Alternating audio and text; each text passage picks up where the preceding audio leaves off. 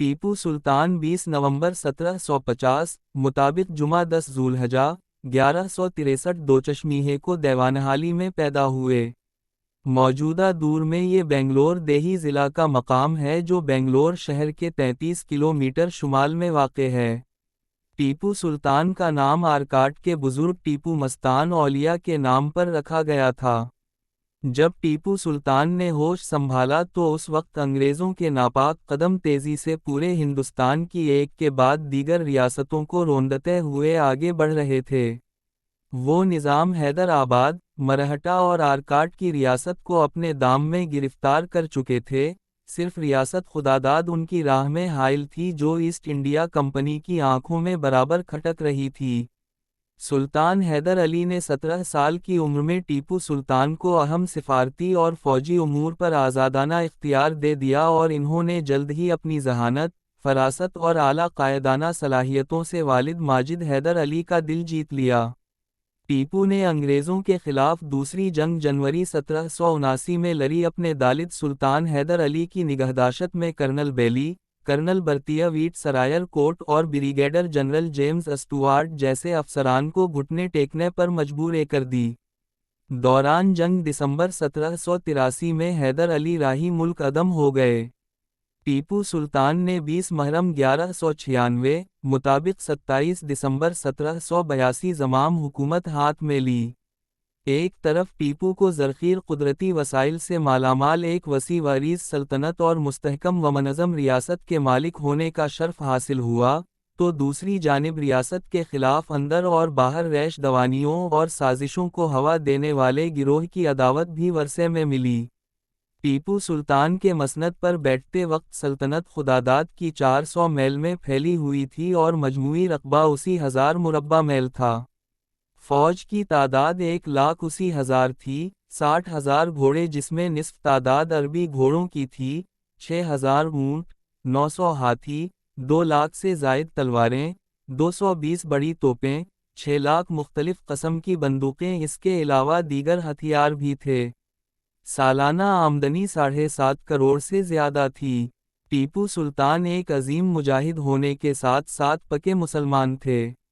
वो सादे ज़िंदगी बसर करते और शरी लिबास पहनते थे और आखिरी दौर में सब्ज़ रंग की दस्तार पहनने लगे थे।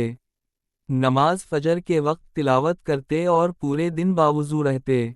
नमाज के तो इतने पाबंद थे कि जब श्रीरंगापट्टनम में मस्जिद आला के इफ्तिताह का मौका आया तो सवाल ये पैदा हुआ कि इमामत कौन करेगा। उस वक्त अपने अहद के उलमा किराम और मशाइख मौजूद थे।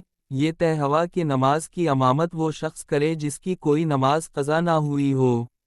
कुछ देर सत्ता तारी होने के बाद सुल्तान आगे बढ़े और कहा, अल्हम्दुलिल्लाह में साहब तरतीब हूँ और नमाज की इमामत की।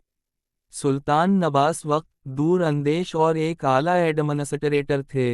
टीपू सुल्तान ने मादर हिंद को ईस्ट इंडिया कंपनी तसल्लुत से आज़ाद कराने के लिए के खिलाफ एक मजबूत महाज तश्कील देने की हर मुमकिन कोशिश की। मुल्क की हर छोटी और बड़ी रियासत जयपुर, जोधपुर और नेपाल वगैरह को अपने एलची और खतूत रवाना किए। 23 जून 1785 को मुग़ल शहंशाह शाह आलम की खिदमत में अरीज़ा लिखकर अंग्रेज़ों के खिलाफ जंग करने की अपनी ख्वाहिश का इजहार किया। इन्होंने निज़ाम हैदराबाद को हर पहलू से समझाने की कोशिश की। निज़ाम और मरहटों ने टीपू की बढ़ती ताकत को अपनी बका के लिए ख़तरा समझा और अंग्रेज़ों से इत्तेहाद कर लिया। टीपू सुल्तान ने तुर्की, ईरान, अफ़ग़ानिस्तान और फ्रांस से मदद हासिल करने की कोशिशें की मगर कामयाब ना हो सके। बर्पा होने के बाद अंग्रेज़ों के पास जदीद असलहा और साज व सामान का अंबार है और उनका मुकाबला पुराने और फरसूदा जंगी साज व सामान से हरगिज़ नहीं किया जा सकता। इसीलिए इन्होंने इंतहाई दूर रस असरात की हामिल फ़ौजी इस्लाहात नाफिज कीं और जदीद तकनीक से अपनी अफ़वाज को आरास्ता किया।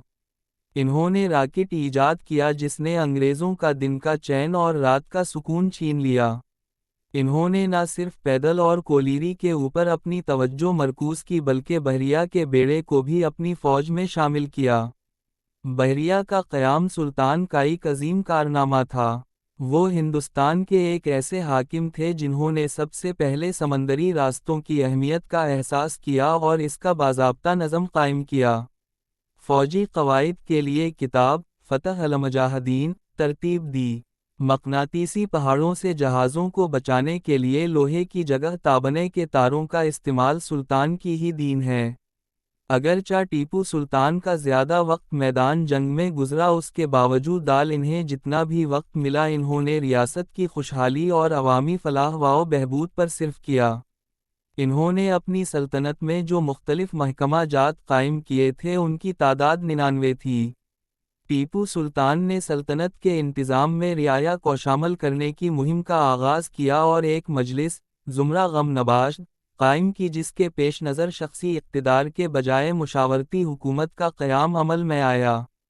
انہوں نے کاویری ندی پر ایک ڈیم بنانے کی بنیاد رکھی، جہاں بعد ازیں حکومت ہند نے کرشنا راجا ڈیم تعمیر کرایا۔ ریشم کی صنعت ٹیپو سلطان کی مرہون منت ہے۔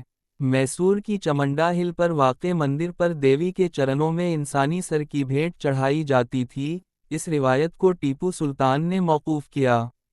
ٹیپو سلطان سے قبل ریاست ٹراؤ نکور میں دلت ہندو خواتین کو سینہ اور اثر کھلا رکھنے کی روایت کو بند کرنے کے لیے اس کے حاکموں سے دو ہاتھ کیے اور اسے بند کرا کر ہی ہوش لیا۔ ٹیپو سلطان کے اندر مذہبی رواداری کوٹ کر بھری تھی۔ انہوں نے فرانسیسیوں کی درخواست پر میسور میں پہلے چرچ کی تعمیر کرائی، وہ لاتعداد مندروں کی کفالت بھی کرتے تھے۔ 1791 میں مرہٹا سردار رگھوناتھ راؤ اور اس کے ساتھیوں نے سرنیگری کے مندر پر حملہ کر کے اس کو لوٹ لیا اور مندر میں موجود ہیرے جواہرات اور مال و دولت اپنے ساتھ لے گیا، ساتھ ہی کئی لوگوں کا قتل بھی کیا۔ بڑے پجاری نے ٹیپو سلطان سے فریاد کی۔ سلطان رگھوناتھ کے اس ذلیل فعل پر سخت برہم تھے۔ انہوں نے بڑے پجاری کو لکھا، وہ لوگ جنہوں نے ایک مقدس مقام کے خلاف یہ گندا اور بہیمانہ اقدام کیا ہے وہ یقیناً اپنے اس گناہ کا خمیازہ بہت جلد اٹھائیں گے، اور مزید لکھا کہ لوگ ظلم اور غلط کام ہنستے اور مسکراتے ہوئے کرتے ہیں اور نتائج کا خمیازہ روتے ہوئے بھگتتے ہیں۔ اس کے متعلق ٹیپو سلطان اور پجاری کے درمیان ہوئی خط وکتابت کے 30 خطوط میسور کے تاریخی کتب خانہ میں موجود ہیں۔ ٹیپو سلطان نے ہندوستان کو غلامی سے بچانے کی ہرممکن کوشش کی، لیکن غدار وطن اور ناموافق حالات کی وجہ سے ان کی تمام جدوجہد رائے گاں گئی۔ انگریزوں، مرہٹوں اور نظام حیدرآباد کے گٹھ جوڑ کے ساتھ ساتھ ان کے آستین کے سانپوں میر صادق، پنڈت پورنی، میر غلام علی لنگڑا، بدر الزماں خان آئتا، میر معین الدین، میر قمر الدین، میر قاسم علی پٹیل اور میر نور الدین نے شیر میسور کو شہید کرا کر ہی دم لیا۔ سلطنت خداداد کو مٹانے کے لیے انگریزوں اور مہارانی میسور لکشمتا، مرہٹوں اور نظام کے درمیان 1761 سے لے کر 1796 تک ایک نہیں بلکہ متواتر 9 سازشیں ہوئیں۔ علاوہ ازیں میسور میں ہندو راج قائم کرنے کے لیے رانی لکھشمہ اور ایسٹ انڈیا کمپنی کے درمیان مورخہ 1782 کو ایک معاہدہ بھی عمل میں آیا۔ میر صادق کی غداری میر جعفر کی طرح اس لیے منظر عام پر نہیں آ سکی کیونکہ وہ 1799 کو ہی جہنم رسید ہو گیا تھا، مگر پنڈت پورنی کی غداری ساری دنیا کے سامنے آئی۔ میسور کی آخری جنگ کے دوران بغلی دشمنوں کی وساطت سے جب ٹیپو کی شکست یقینی ہو چکی تھی تو انہوں نے محاصرہ کرنے والے انگریزوں کے خلاف بھرپور مزاحمت کی اور قلعے کو بند کروا دیا، لیکن غدار ساتھیوں نے دشمن کے لیے قلعے کا دروازہ کھول دیا اور قلعے کے میدان میں زبردست جنگ چھڑ گئی۔ بارود کے ذخیرے میں آگ لگ جانے کے باعث مزاحمت کمزور ہو گئی۔ اس موقع پر فرانسیسی افسر نے ٹیپو کو چترادرگاہ بھاگ جانے اور اپنی جان بچانے کا مشورہ دیا، مگر ٹیپو راضی نہ ہوئے اور 4 مئی 1799 کو میدان جنگ میں دلیری اور شجاعت سے لوہا لیتے ہوئے شہید ہو گئے۔